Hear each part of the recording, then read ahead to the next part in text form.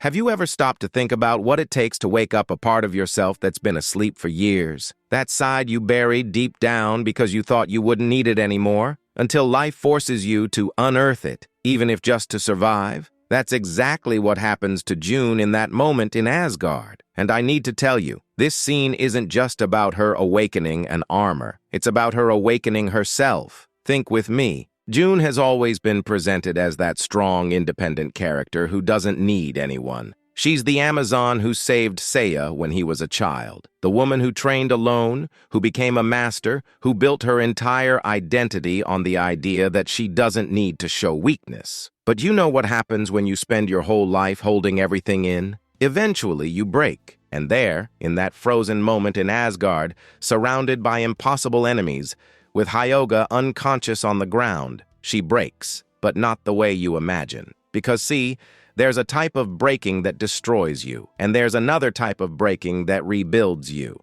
June experiences the second type. She looks at the fallen Hyoga and understands it's not about saving him. It's about saving herself from the prison she created around her own identity. I want you to feel this with me now. Take a deep breath. Imagine you spent years believing that being strong means not needing anyone, that vulnerability is weakness, that showing concern, fear, or love is a defect. And suddenly you realize all of that was a lie, that true strength isn't in hiding who you are, but in accepting who you've always been. That's what the Black Swan's awakening is based on. It's not just about powers or cosmos, it's about self-acceptance at its deepest and rawest level. Because when the Black Swan armor awakens on June's body, what happens there goes far beyond the physical. That armor represents everything she's always denied about herself. Delicacy, femininity, deep emotional connection. She spent so much time trying to be tough, impenetrable, that she forgot there's power in softness, there's strength in connection, there's courage in vulnerability. And this transformation doesn't happen because she became physically stronger. It happens because she finally allowed her heart to guide her cosmos. She stopped fighting against her nature and started fighting with it. Look at the beauty of this contradiction. The Black Swan is simultaneously dark and luminous. It's elegant and lethal. It's gentle and devastating. It's exactly what June is when she stops dividing herself into acceptable and unacceptable pieces, when she accepts herself whole. And there's another detail you need to grasp. Hyoga, throughout the entire saga, carries the weight of the swan on his back. He's the disciple of Master Camus. He wears an armor that demands emotional coldness. He was trained to suppress feelings, and he does it so well he almost loses himself in the process. June awakens the Black Swan precisely because she walked the opposite path. She didn't suppress. She felt everything, and when the time came to awaken that armor, it was the accumulation of everything she felt that made her worthy. Because let's be honest here. How many times have you caught yourself thinking you needed to be colder to survive, that you needed to harden your heart, turn off emotions, become a machine? I bet you've thought that. Maybe you still do. But June shows you that's a trap, that the true armor doesn't protect you from emotions. It protects you while you feel the emotions, while you live intensely, while you love, suffer, fight, and rebuild yourself. And you know what the most beautiful part is? When the Black Swan awakens, it's not to replace Hyoga. It's to complete him. The armor recognizes there's an emotional void in that knight it always served, and it finds in June the balance that was missing.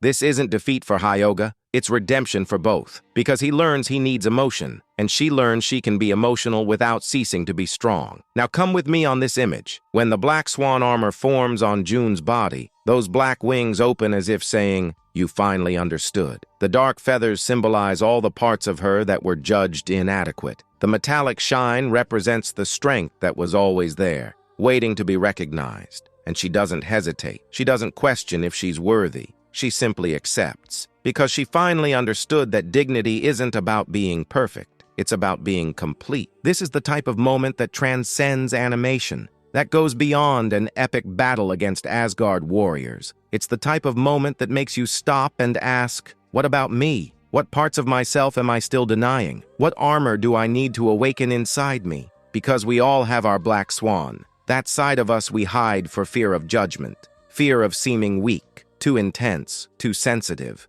We bury it because we think that's how we'll be more accepted, more respected. But the truth June discovers, and it hurts to admit, is that you'll never be complete while rejecting parts of yourself. You might even build a functional life, but it'll be a half-lived life. And there's something revolutionary in all this I need to highlight. In so many stories, feminine transformation comes from becoming more masculine, from picking up a sword, hardening your heart, talking rough, as if the only way for a woman to be strong was by imitating masculine stereotypes. The Black Swan does the opposite. It says, you don't need to stop being a woman to be powerful. Your femininity isn't weakness. Your sensitivity isn't a defect. Your open heart isn't vulnerability to be exploited. It's your greatest weapon. And when June attacks with the Black Swan's power, she doesn't attack with rage or brutality. She attacks with precision, with elegance, with purpose. Every movement is a dance. Every strike is a declaration. Every technique is a work of art. She proves you don't need to be violent to be lethal. Don't need to be cold to be effective. Don't need to abandon your essence to win. Think how many times you felt you needed to toughen up to be taken seriously. How many times you hid tears because strong people don't cry. How many times you silenced your heart because emotion is for the weak. June looks you in the eyes and says, lie, all lies. True power is born when you stop fighting with yourself, when you integrate everything you are, when you transform your weaknesses into foundations. And there, in that frozen battlefield, with the Black Swan armor shining against the snow, June isn't just fighting external enemies. She's defeating internal enemies, the voices that said she wasn't enough, the fears that made her hide who she really was, the invisible chains that bound her to a lesser version of herself. When she raises that arm, covered by the black armor, and releases her cosmos, it's not just power emanating from there. It's liberation, it's acceptance, it's self-love in its rawest and truest form.